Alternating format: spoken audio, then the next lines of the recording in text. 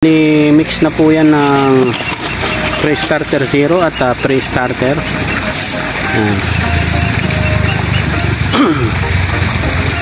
Lalaki na po ng ating mga alaga, mga kabady.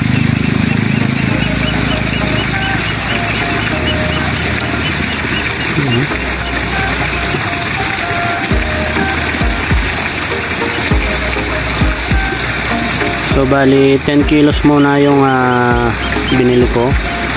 So next time magdadagdag ulit ako kapag naubos nila yon.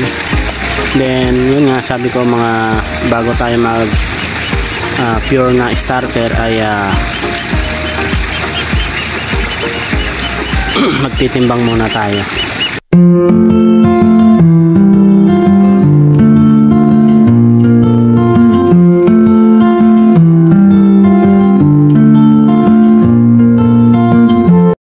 Good day mga kabady, 9:18 na po ng umaga at tayo po ay nagpe-prepare na para magpakain. Ang ating weather po ngayon ay maulap tapos mahangin, pero umaaraw naman po kahit papano. At yun nga, tayo po ay magpapakain na sa kanila ngayon. Tara, samahan niyo ako mga kabady. Start na.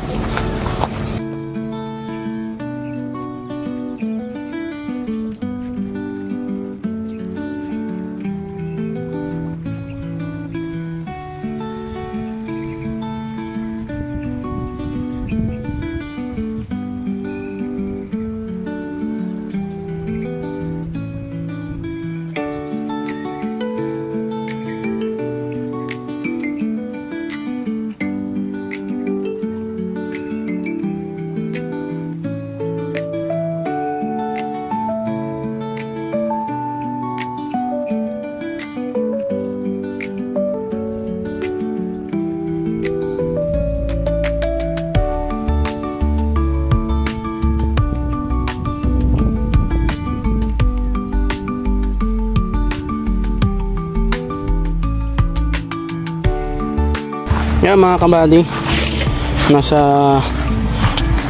mga 100 grams na lang tong nasa timba. Bago yan, pakita na muna natin sila. At sila po ay ika 35 days na. May isang buwan na sila mga kabady, ang bilis lang. Tapos mamaya po ay bibili na ako ng pre-starter. Yan, hindi na po pre-starter 0. Ayan, dun po sila. Dahil paubos na po yung ating pre-starter 0. Siguro mga isang kain o dalawang kain na lang yan. So ihahalo na lang po natin yan sa bibilhin nating pre-starter.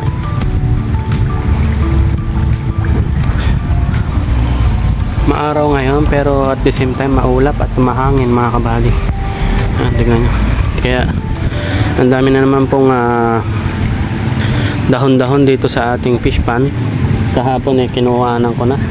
Ang dami kong natanggal kahapon pero marami pa rin.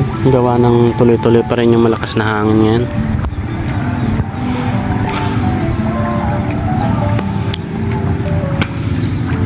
Malalaki na rin yung tilapia natin mga kabady. Halos mag 2 fingers na din. Ayan o.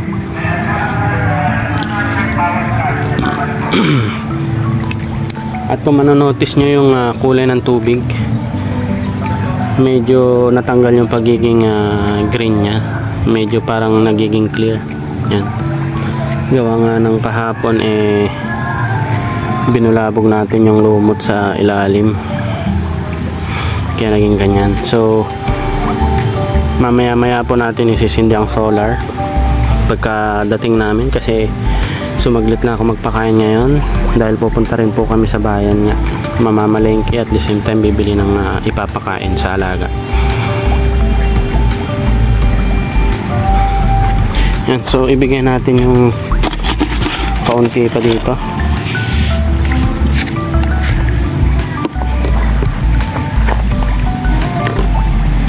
mga kabady, parating pa lang iba. Yung iba naiwan na doon. Meron pa siguro doon na punta sa gilid. Ayan na sila mga kabady, oh.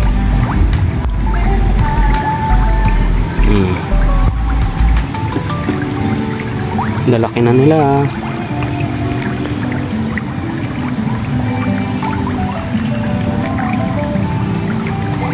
Lakas na nilang kumain mga kabady.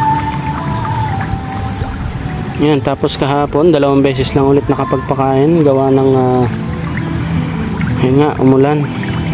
Ang bilis kasi nung galaw ng maitim na ulap. After ko nang mag video mga kabady, maya maya lang umulan na. Kaya maganda rin na nag-decide tayong wag na magpakain.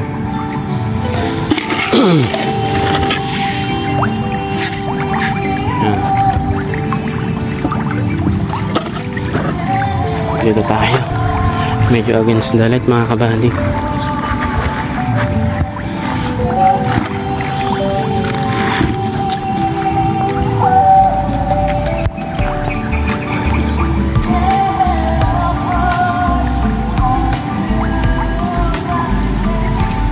Yung iba napunta na ron.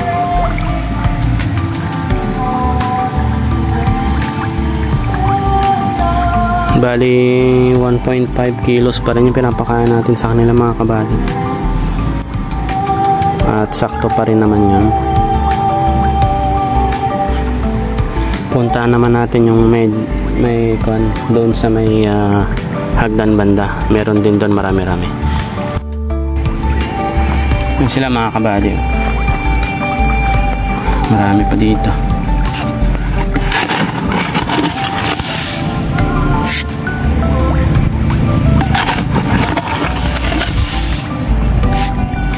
Lalahatin na natin dito mga kabady. Parating na iba.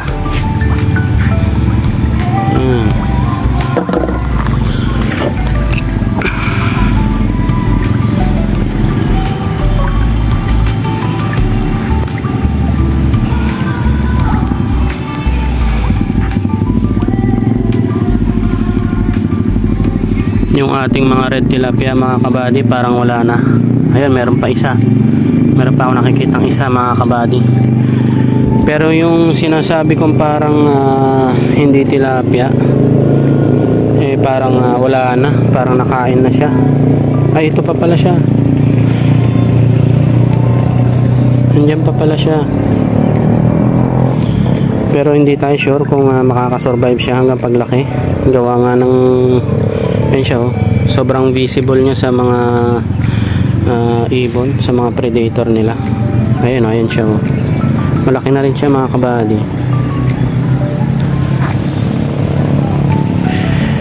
Sana lang umabot siya sa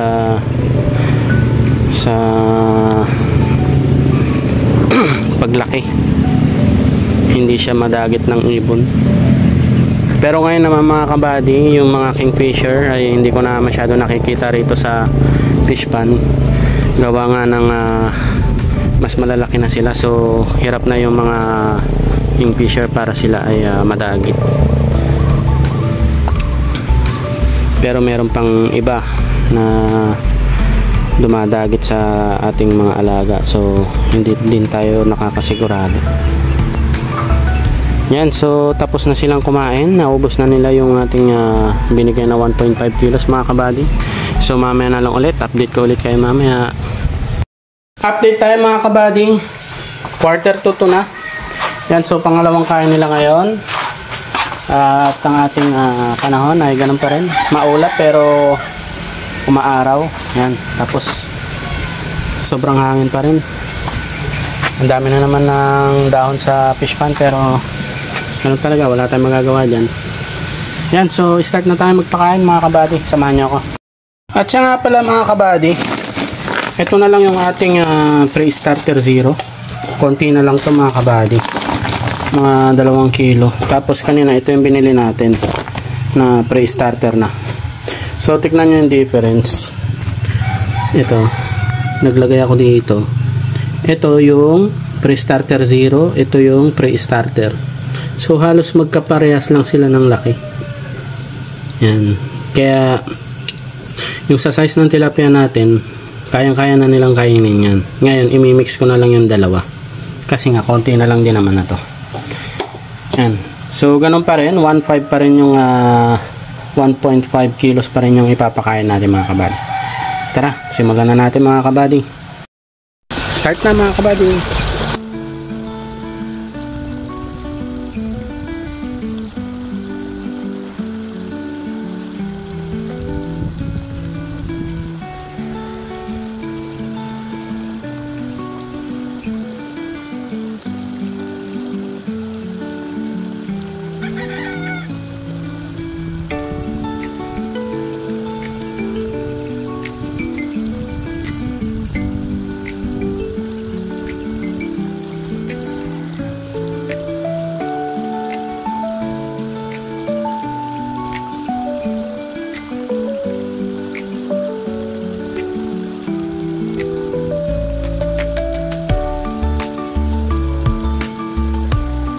Mga kabady, halos na ibigay na natin yung 1.5 kilos. May konti na lang na natira. Bilis nilang naubos, oh. Doon marami-rami pa, pero dito ay halos wala na. So dito tayo magbibigay. Yan, at naka-on na rin po yung ating solar. Yan. Yan po, bali mix na po yan ng pre-starter 0 at pre-starter. Yan. Lalaki na po ng ating mga alaga mga kabady.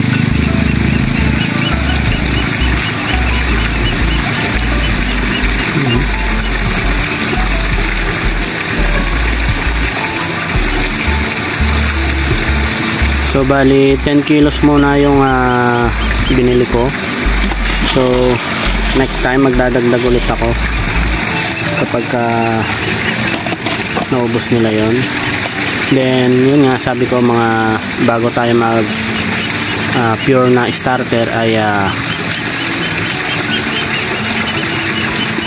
magtitimbang muna tayo. Ang bilis nilang naubos mga kabady.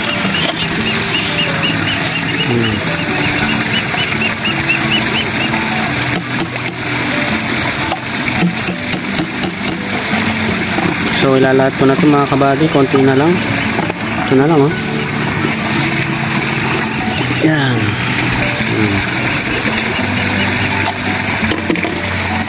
Sana ay makapakain tayo ng 3 beses ngayong araw. Maulap-ulap, pero tirik na sinyaring araw. Tapos medyo mahangin mga kabady. Ayun, ang dami ng panulit, oh. Kalilinis lang natin kahapon, pero ganyan talaga. Gawa na napalibutan tayo ng mga puno ng Gimelina, Ipil, mga ganyan. Kaya wala tayong magagawa dyan. Pero nakausap naman na namin dati yung caretaker dyan sa kabila na kung pwede ay tanggalan ng dahon, at yung akyat naman para magputol, ako naman yung magsho-shoulder nun, ako magbabayad. Nag-agree naman sila, pero nung nandito kasi nagpuputol ng kahoy ay sobrang hangin din, so hindi natin napaputulan yung mga kahoy na nakapaligid dito sa fish pan natin. Pero siguro soon, kapag tayo ay nakaluwag-luwag po, ay papatrim natin, kasi hirap na, lalo pagka ganito na laging umuulan, may bagyo, ganyan.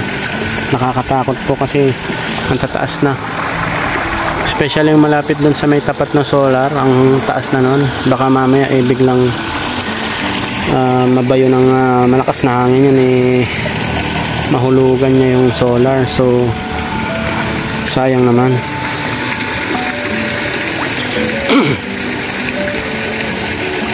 Yan, ang ganda na po ng ating mga tilapia.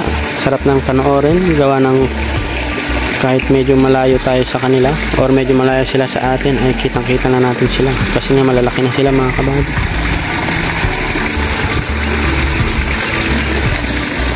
Yan oh, lalo yung isa oh, parang 2 fingers na, halos mag 2 fingers na oh. 35 days pa lang to mga kabady. Yan, siguro mga magtitimbang tayo before mag 45 days. Sa pagkakaalala ko, mga ganon yung nagtimbang din tayo nung una. Tapos bago tayo nag-starter. Hindi naman tayo nagmamadali mga kabady. Hayaan lang natin sila mag-enjoy dyan. Palangoy-langoy hanggang lumaki sila. Ang dami nila oh. Yun, kita nyo ba yung mga gumagalaw-galaw doon? Tapos ito, hindi na umalis sa tapat ko kasi parang gusto pa nila. Pero tama na muna yon. Ayaw ko naman na baka mag-overfeed. At sa tingin ko naman ay makakapagpakain tayo mamaya. Pero kung iitiman yung ulap or may sign na ulan mga kabady, ay mga 4 magpapakain na ulit tayo. Ganun na lang. Ang dami nila oh. Yan, tapos shout out doon sa mga nanonood po ng ating video. Yan, kahit pa paano may nanonood sa ating mga kabady. Sa mga subscribers, sa mga silent viewers, yan, shout out po sa inyo. Maraming salamat sa pagtatyagang manood sa aking mga video ng ating tilapia. At huwag po kayong mag-alala, sa susunod ay mag-a-add tayo ng ibang mga hayop para i-video or i-feature. Yan, abang-abang lang po tayo para hindi rin naman po kayo naboboring sa panonood na puro lang tilapia. Pero since ito po yung ating kumbaga pinagkakakitaan kasi, kaya ito madalas yung talagang pinapakita ko. Yung iba ay hindi pa naman nagge-generate ng income, so hindi pa natin masyadong pinapakita. Pero soon mga kabady, ipapakita natin sa sila, like nung ating mga alaga doon sa likod, doon sa may ranging area natin doon sa likod. Then yung iba pa natin, may rabbit din tayo mga kabady. Yan, papakita rin natin yan sa susunod mga kabady, para may iba rin po kayong makikita dito sa amin. Yan, so mga kabady, hanggang dito na lang muna. Update ko ulit kayo mamaya pagka tayo po ay magpapakain. Mga kabady, yan, pasado alas 3 pa lang, pero parang hindi tayo makakapagpakain ng ating mga tilapia, gawa ng, tingnan nyo ang kalangitan. Yan na mga kabady, nasa tapat na natin yung makapal na maitim na ulap. Yan o, doon okay pa eh, maliwanag pa, pero dito parang maya maya lang babagsak na naman po. Hindi pa naman kagad tayo makakapagpakain, gawa ng megit 1 oras pa lang mula nung natapos tayo magpakain, pero ganyan na yung panahon. So wala na naman mga kabady, hindi na naman tayo makakapakain sa kanila. So 2 beses lang ngayong araw. Yan, bali papakita ko na lang sa inyo yung ating mga alaga. Ayan o, naghihintay na rin sila kung tutuusin eh. Pero karatapos lang nila halos, kaya paano natin yung papakainin. Yan, pero maaga-aga pa naman. Tingnan natin kung babagsak ba dito yan, o dadaan-daan lang na ganyan. Kasi may gano'n naman. Kukulog kikidlat dito, tapos hindi naman dito babagsak yung ulan. So tignan na lang natin. Yan, so in-update ko lang kayo. Ayan o. Yan, so update ko ulit kayo mamaya mga kabady kung matutuloy ba tayo magpakain or hindi. Mamaya na lang ulit mga kabady. Yun, update tayo mga kabady. 4:37 na. At yun nga, sinasabi ko sa inyo ay nawala na yung makapal na maitim na ulap. So pwede na tayo magpakain. Start na mga kabady.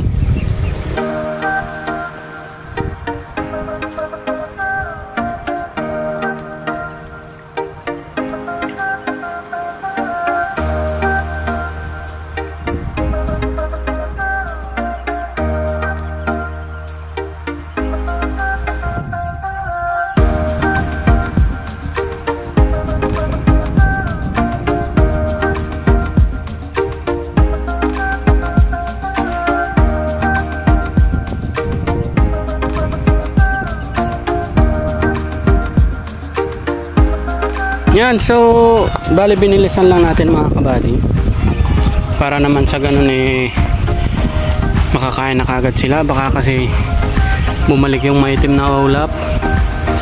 Yan o, ayun naman, nandun na. Mamaya maya for sure ay uulanin tayo, pero at least nakapagpakain na tayo. Sabi ko sa inyo mga kabady ay hindi pa sure na uulan yan kapag ganon, kasi minsan meron ding ganon na pangyayari na hindi naman natutuloy yung ulan. Pero sa ibang lugar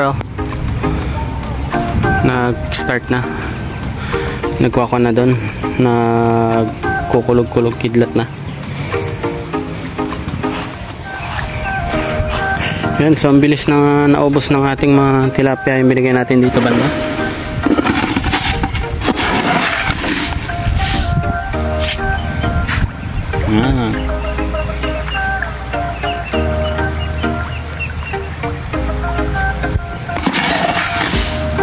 Kunti rin lang naman na ito mga kabady na tinira ko, para lang may mapanood tayo pagka pinapakain sila ganyan.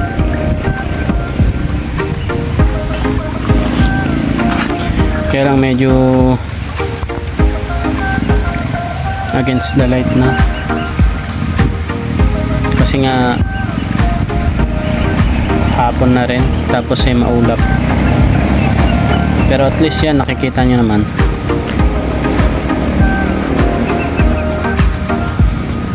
Kayang-kaya na rin nila yung pre-starter mga kabady. So by siguro mga 40 days sila ganyan. Baka tignan na lang natin kung pwede na rin tayo mag-mix ng starter nun. So ilalahat ko na ito mga kabady. Yan. So ngayon ay nakakapag-kompleto ulit sila ng pagkain. Bali nakaubos sila ngayon ng 4.5 kilos. Yan, lakas na nilang kumain mga kabady.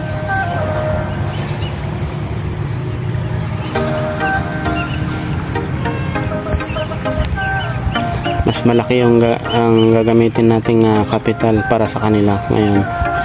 Gawa ng sila ay 6,000 or nearly 7,000 na piraso. Yan.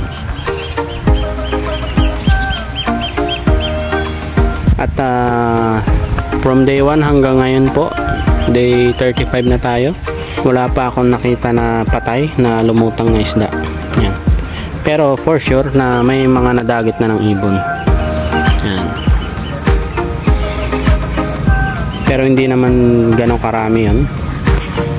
Mga ilan-ilan pa lang naman yan mga kabady. Tsaka hindi naman yan maiiwasan. Yan. So naibigay ko na lahat yung pagkain nila, pero tignan nyo, naghahanap pa rin sila. Pero sa ngayon, kasi nga ganyan ang panahon, kaya wag na muna natin silang i-overfeed. Mahirap na mga kabady. Yan, so na-update ko rin kayo na nakapagpakain ulit tayo. So hanggang bukas na lang mga kabady. Gawa ng kailangan ko na magmadali dahil may mga alaga pa tayong iba na dapat pakainin. Yan, malapit na rin, ano? So hanggang dito na lang. Maraming salamat po sa panonood. Bukas ulit. Bye bye.